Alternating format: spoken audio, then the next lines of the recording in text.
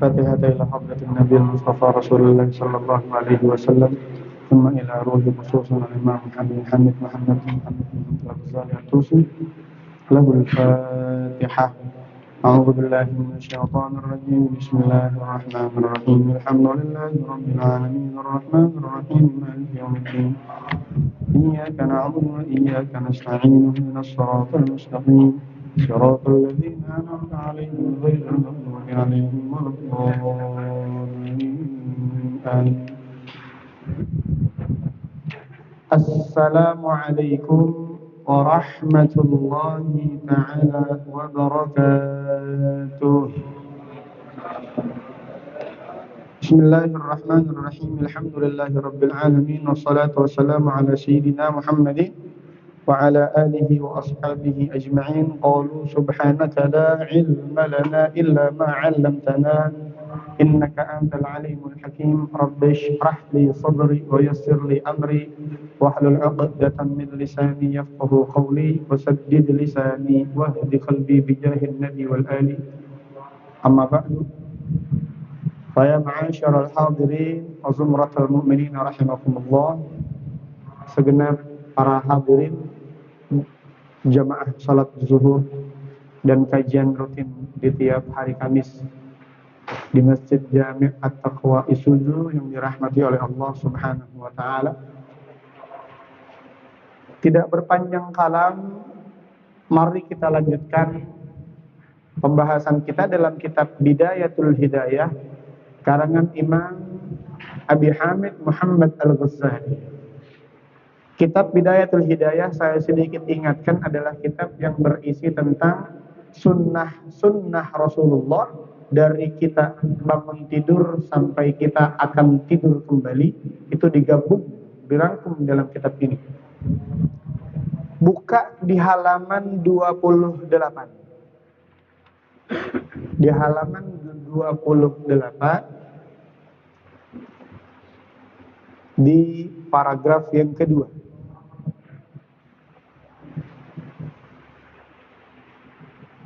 Agar mempersingkat waktu, tidak memakan waktu, saya baca bahasa Indonesianya aja biar kita dapat inti-inti sunnahnya.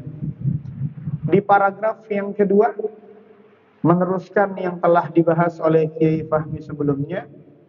Dan jangan lupa untuk melerai-lerai jenggot yang lebat disertai dengan guyuran air. Terkait berwudu, ada dua bentuk jenggotnya laki-laki. Ada jenggot yang tebal, ada jenggot yang tipis. Ukuran jenggot tipis adalah kalau seseorang ada di depannya berbicara dan terlihat kulit yang ada di bawah jenggot, itu masih dianggap tipis. Kalau jenggotnya yang tebal, lebat, kebalikannya. Kalau dia berbicara dengan orang nggak ngelihat kulit bagian bawah jenggot, itu dianggap tebal. Perbedaannya, kalau jenggot yang tipis terlihat kulitnya, ketika berwudu maka harus sampai di bagian kulit jenggot karena tipis. Kalau jenggot yang tebal maka cukup dibasuh saja. Tapi sunnahnya di sini, dan jangan lupa untuk melerai-lerai jenggot yang lebat disertai dengan guyuran air. Maksud melerai adalah di apa bahasa kitanya ya? Diginiin tuh Pak, apa bahasanya sih? Di selak-selak pakai jari gitu. Diambil air kemudian digebek, orang Betawi bilang digebek ya. Meskipun nggak perlu sampai kulit bagian jenggotnya, itu sunnah. Kalau jenggot kita tebal, kalau tipis kudu kita urak-urak, korek-korek sampai bagian kulitnya. Kalau tebal cukup ambil air maka basuh saja, cukup sudah. Kemudian basuhlah tanganmu. Ini udah selesai ngebahas masalah wajah. Sekarang pindah ke rukun selanjutnya, yaitu membasuh kedua tangan kita. Kemudian basuhlah tanganmu yang kanan dan yang kiri berikut siku. Dalam rukun wudu setelah wajah adalah membasuh kedua tangan. Yang pasti qaddimil yumna 'alal yusra. Dahulukan yang sebelah kanan, selesai kanan, baru sebelah kiri. Sunnahnya kan taslith atau 3 kali basuhan dalam basuhan tangan. 3 kali basuhan, aplikasinya itu adalah bukan 1 kanan, 1 kiri, 2 kanan, 2 kiri, bukan.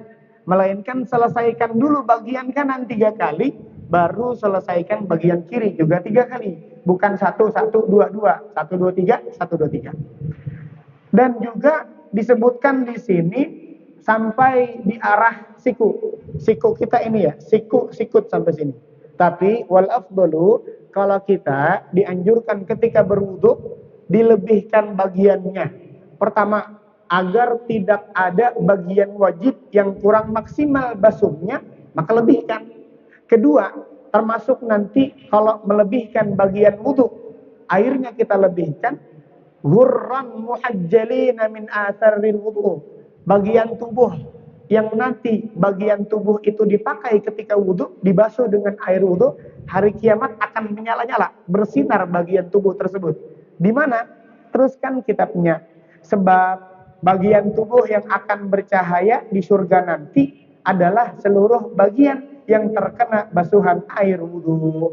Yang wajib kita tahu, dalam wudu rukunnya kan ada berapa? Bapak, abang?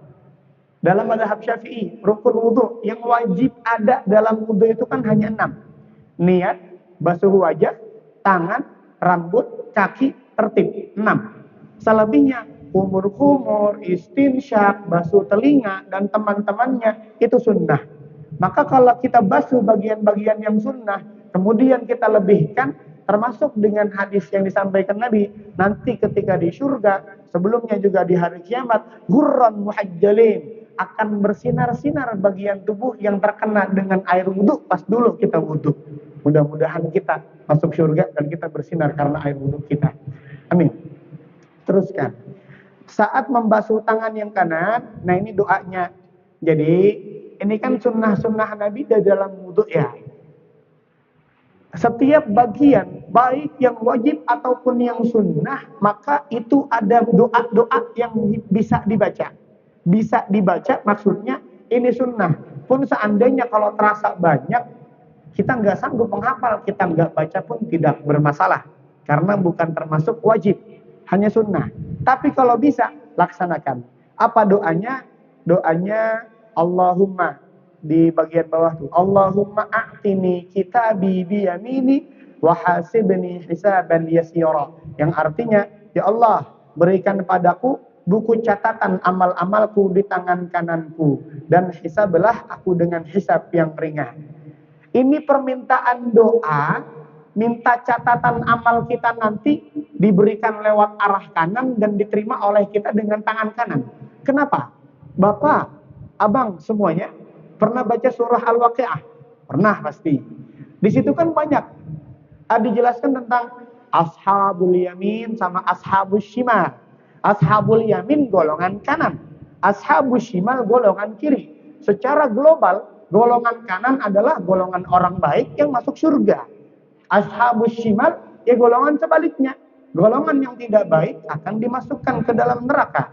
Tanda ciri salah satu ashabul yamin adalah ini nih, diantaranya dia amal baiknya bagus di dunia, nanti catatan amalnya akan diterima oleh dia dengan tangan kanan. Itu ashabul yamin namanya. Ini doanya kita baca tadi barusan. Ini kalau kita baca luar biasa, kita hafalkan. Tapi kalau kita tidak mampu, nggak apa-apa, nggak kita baca pun tidak merusak kesahan wudu kita. Teruskan. Dan ketika membasuh bagian dari anggota wudu yang sebelah kiri, kalau tadi kan sebelah kanan, sekarang sebelah kiri doanya. Doa pas basuh bagian sebelah kiri, doanya adalah Allahumma inni a'udzubika an tu'tiyani kitabi bishimali au min wara'i zahri. Ya Allah, sesungguhnya aku berlindung kepadamu dari diberi buku catatan amalku pada tangan kiri atau dari arah belakang punggungku. Berarti tadi pas basuh tangan kanan, doanya agar dijadikan ashabul yamin, golongan kanan. Kalau pas bagian basuh sebelah kiri, doanya terlindung dari dimasukkan ke dalam golongan kiri. Itu doanya. Lanjut. Kemudian usaplah kepalamu. Sudah pindah. Tadi bagian tangan sudah. Sekarang bagian kepala, bagian rambut. Rambut kita itu ada yang rambutnya, ada yang nggak ada rambutnya, ada yang rambutnya kayak kita tipis, ada orang yang rambutnya gondrong, baik laki-laki ataupun perempuan. Catatan, laki-laki berambut gondrong, rambutnya panjang, melebihi bahu, itu salah satu sunnah Nabi, Pak. Jadi jangan dibilang bang gondrong itu nggak pernah nyampok. Terus dia jadi kayak preman, gondrong doang. Gondrong itu salah satu sunnah Nabi. Kalau anak sekarang bilang, pakai topi doang, nggak parkir. Gondrong doang, nggak nyopet. Nah, gondrong disalah artikan. Padahal gondrong itu adalah, kalau dia gondrong panjang di bawah bahu, kalau lihat yang ngikutin Nabi, dapat pahala. Dapat pahala. Dan, teruskan. Kemudian usaplah kepalamu secara sempurna. Apa makna mengusap kepala dalam wudhu secara sempurna? Yakni dengan terlebih dahulu membasahi tanganmu. Catat, basahin tangan dulu. Kenapa? Ya ambil air dulu kita untuk membasuh bagian kepala. Basuhkan tangan dengan air, basahkan. Lalu menempelkan ujung jari-jari tanganmu yang kanan pada yang kiri. Setelahnya meletakkannya pada bagian depan kepala. Kemudian engkau membelakanginya sampai ke tengkuk dan mengembalikan lagi ke arah depan kepala. Ini dihitung 1 kali. Itu ruwet. Aplikasinya. Jadi pas kita mau wudhu, ini cara yang afdol ya Pak. Ada cara yang afdol sesuai sunnah, ada cara yang penting sah. Oke. Cara afdol sesuai sunnah yaitu sesuai dengan yang kita baca. Kita ambil, apa Pak, kedengeran ya?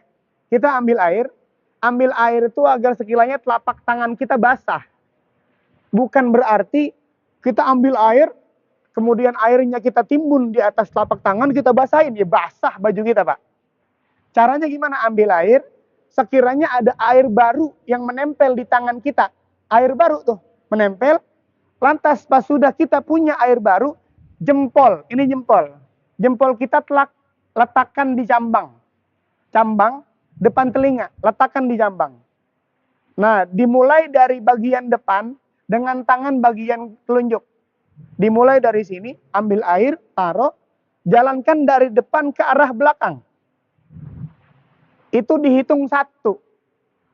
Nanti kita ambil air lagi, basuh lagi dengan cara seperti itu.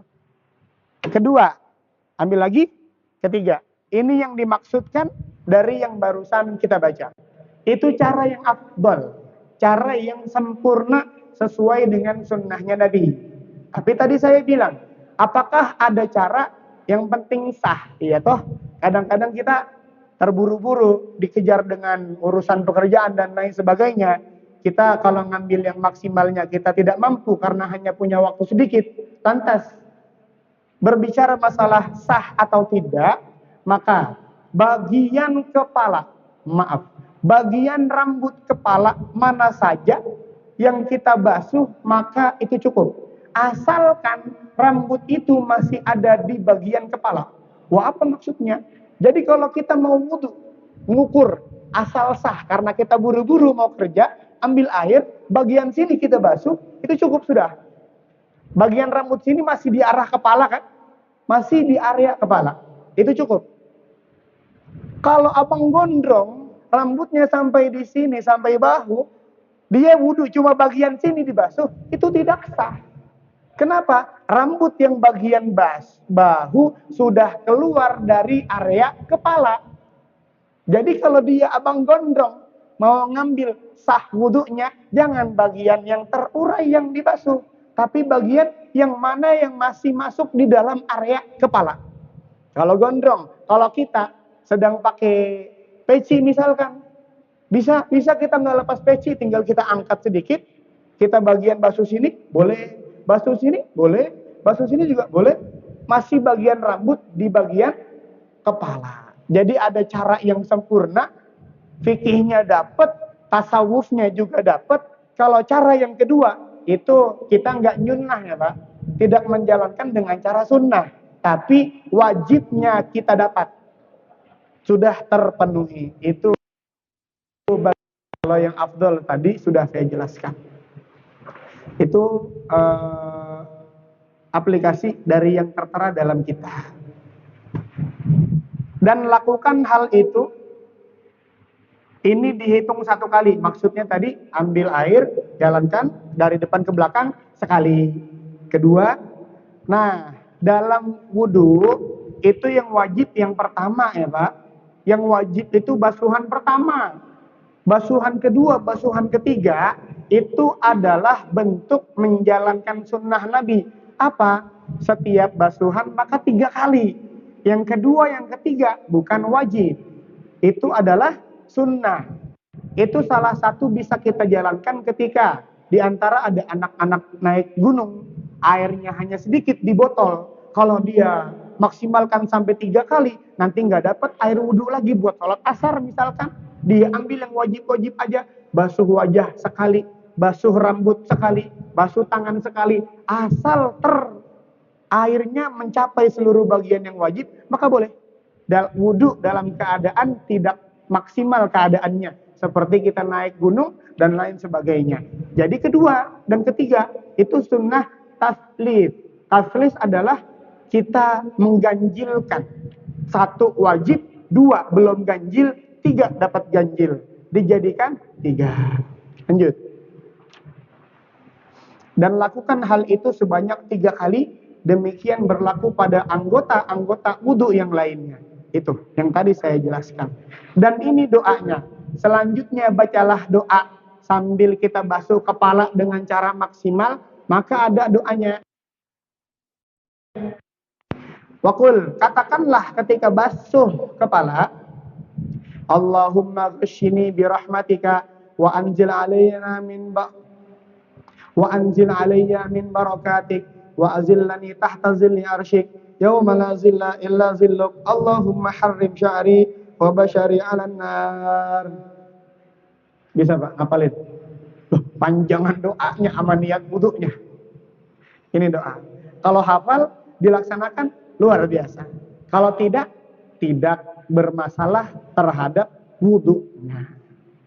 Ya Allah, liputilah aku dengan rahmat-Mu, hujani aku dengan berkah-berkah-Mu, naungi aku di bawah naungan arasy-Mu pada hari ketika tidak ada naungan sama sekali kecuali naungan-Mu ya Allah. Jagalah rambut dan kulitku dari sentuhan api neraka. Doa yang dibaca ketika lagi basuh bagian kepala. Kalau kita hafal, baca. Dan bisa dibaca kalau dengan cara wudhu yang sempurna. Kalau kita cuma gini doang, gimana? Nggak selesai doanya, udah bagian yang lain selanjutnya yang kita bahas. Lanjut. Summamsah. Kemudian usaplah bagian luar dan bagian telingamu. Nah, ini basuh telinga. Basuh telinga tidak masuk ke dalam rukun, Pak. Tidak masuk ke dalam rukun. Kalau kita kaji kitabnya Syekh Nawawi Al-Bantani, produk Indonesia, ulama yang mendunia, orang Banten, punya kitab yang dikaji sama kita, orang-orang awam, nama kitabnya Safinah. Safinatun Najah. Itu kita kaji tuh di pengajian-pengajian kitab Safinah. Salah satu yang dikatakan oleh Syekh Nawawi Al-Bantani adalah untuk kita wudu atau sholat, kita harus mampu membedakan dalam wudu, dalam sholat, ini tuh wajib, ini tuh sunnah. Di antara syaratnya adalah kita mampu membedakan bahwasanya membasuh wajah dalam wudu itu wajib. Membasuh telinga dalam wudu itu tidak wajib, itu sunnah. Dan itu termasuk syarat dalam sholat itu. Membedakan mana yang wajib, mana yang sunnah. Takut dia menganggap semuanya wajib. Atau takut dia menganggap yang wajib itu sunnah. Maka mesti dipahami itu perbedaan mana yang wajib, mana yang sunnah. Wajib itu sama dengan rukun. Kalau dalam wudu dan di dalam sholat dan lainnya. Dan basuh telinga berarti tidak termasuk ke dalam rukun. Tidak wajib. Dia sunnah. Selanjutnya, usaplah bagian luar dan bagian dalam telingamu dengan air yang baru. Masukkan jari telunjukmu pada anak telingamu. Usaplah bagian luar telingamu dengan perut ibu jarimu. Itu yang tertera dalam kitab. Aplikasinya, telunjuk ambil air baru, setelah basuhan ketiga dia ngebasuh rambut, ambil air baru, kemudian ini jari telunjuk kita masukkan ke dalam rongga telinga. Rongga telinga. Makanya kalau orang wudunya maksimal, maafin Pak, kupingnya kagak ada conginya. Kalau wudunya maksimal, kenapa? 5 kali dia korek Pak. Berarti kalau, ya itu tuh, ada belewer-belewer kadang-kadang, gak pernah dibersihin berarti. Jangankan dibersihin, wudu aja berarti, ya wallah alam dia sholat apa kagak. Gitu. Karena kita nggak bersihin. Meskipun ini sunnah, meskipun sunnah pun karena udah terbiasa, basuh telinga ya kita lakukan. Cara afdolnya, ambil air, ambil air. Sama kayak tadi, airnya nggak usah banyak-banyak, sekiranya ada air baru di atas telapak tangan kita. Telunjuk kita dimasukkan ke dalam rongga telinga. Telunjuk ya Pak, bukan jempol. Jempol sulit, tidak masuk nanti. Telunjuknya masuk. Nah, bagian jempol itu ada di bagian, ini namanya apa ya? Bang, ini namanya apa nih? Biji kuping. Apa namanya ya? Kita sepakat, biji kuping sudah ya. Biji kuping nih. Telunjuk kita ada di dalam lubang telinga, jempol kita ada di belakang biji kuping. Jadi yang bekerja itu jempol dan telunjuk. Telunjuk dulu yang bekerja, masukkan, kemudian ikutin alurnya garis kuping. Ikutin alur. Sama kan kita garisnya semua? Ada yang melenceng? Ya, sama semua. Ikutin alurnya. Meskipun kita nggak ngaca, kita tahu alur kuping kita itu kemana. Sampai begini ya. Gitu, sampai sini, ya, dari sini sampai sini. Pas udah sampai ujung sini, baru jempolnya kerja, baru dah. Gitu. Cara yang afdal. Jalan masukin, jalanin alurnya, kemudian sampai ke sini, baru kerja. Itu 3 kali.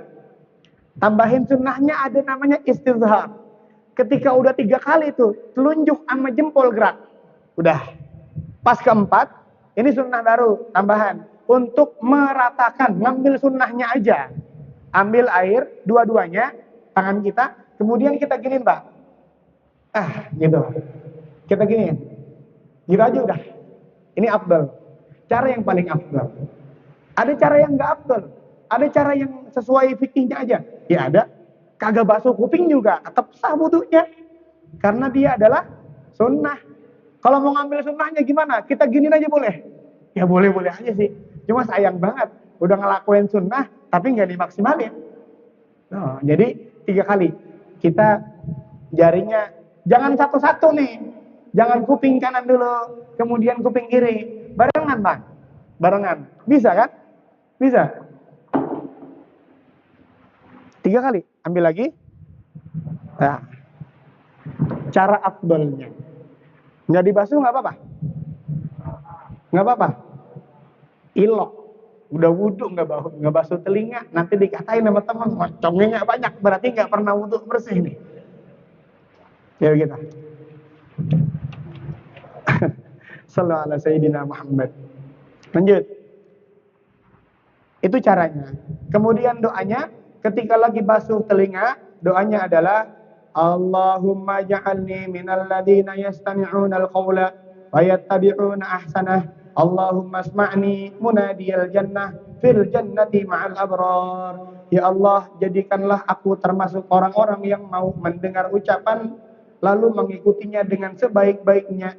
Ya Allah, buatlah aku mendengar seruan para penyuruh surga dan bersama orang-orang yang soleh di surga. Ada doanya. Lanjut. Masya Allah. Begini.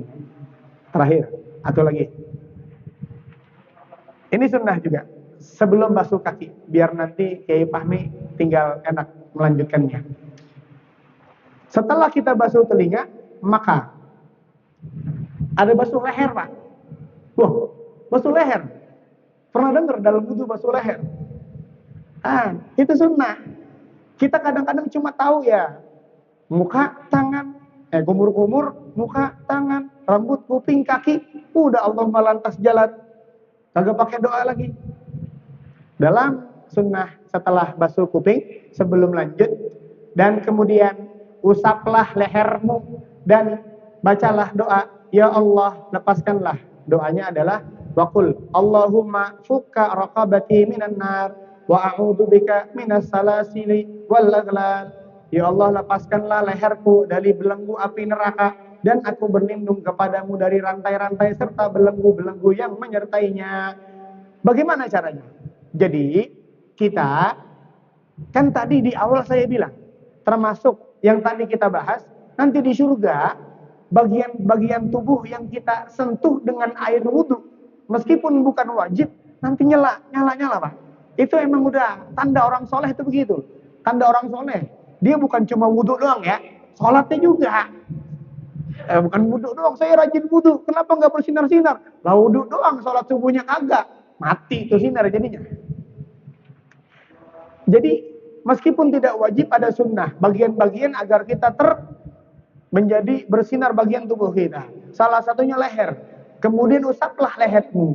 Bagian yang tidak wajib tapi perlu diusap agar menjadi sunnah. Bagaimana? Ya wis nggak apa-apa. Tadi pas kita basuh telinga dong, pas basuh telinga, pas udah begini, pas udah yang terakhir, kita terusin Pak. Kita gebek leher kita tuh, dua tangan. Itu nggak apa-apa, sunnah. Ngebasuh leher. Berarti tanda kalau orang yang dakinya bersih, sering tuh sunnah basuh leher ketika wudhu. Bukan cuma mandi doang. Ini Nabi ngajarin bersih, resik. Meskipun kulitnya gelap, tapi kalau bersih kelihatan. Kalau kagak bersih kan kelihatan sini nih.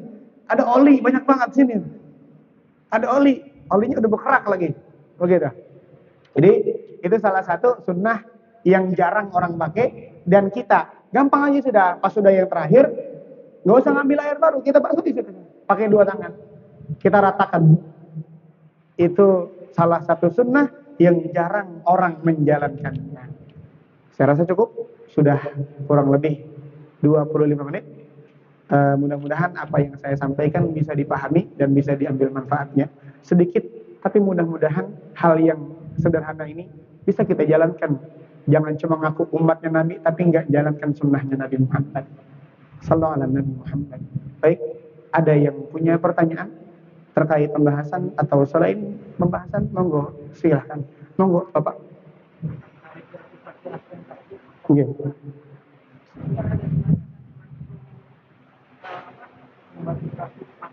Iya.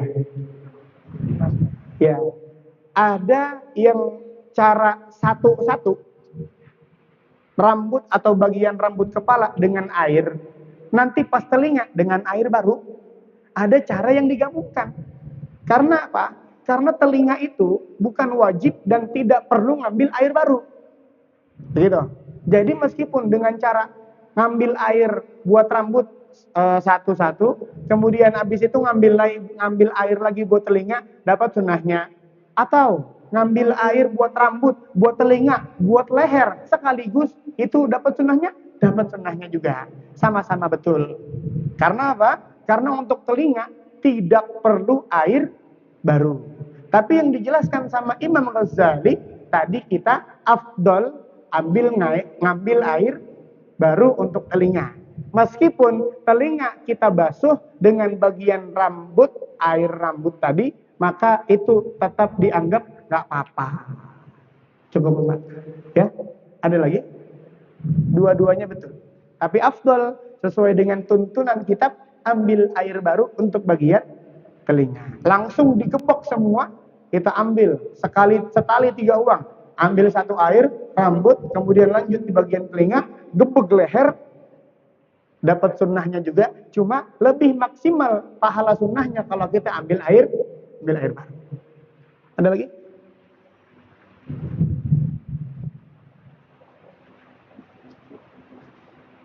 Cukup sudah? Cukup? Baik, jika dirasa cukup,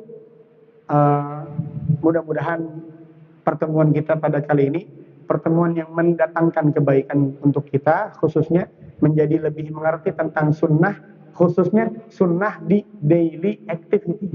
aktivitas harian yang terulang lebih dari sekali. Ya Allah, jadikan kami adalah hamba-Mu yang maksimal dalam menjalankan sunnahnya Rasul Sallallahu Alaihi Wasallam. Amin ya Rabbal Alamin. Al-Fatihah. أعوذ بالله من الشيطان الرجيم بسم الله الرحمن الرحيم الحمد لله رب العالمين الرحمن الرحيم مالك يوم الدين إياك نعبد وإياك نستعين اهدنا الصراط المستقيم صراط الذين أنعمت عليهم غير المغضوب عليهم ولا الضالين آمين اللهم بحق الفاتحة وبسر الفاتحة وببركات الفاتحة اختم لنا بخاتمة السعادة يا فارج الهم يا كاشف الغم يا من لعبده اغفر ويرحم دعواهم فيها سبحانك اللهم وتحيتهم فيها سلام وآخر دعواهم أن الحمد لله رب العالمين. Cukup sekian, maafin kalau ada kekurangannya. Hadza minni wal 'afwa minkum. Wallahu nasta'in wa huwa khairul ma'in. Assalamualaikum warahmatullahi wabarakatuh.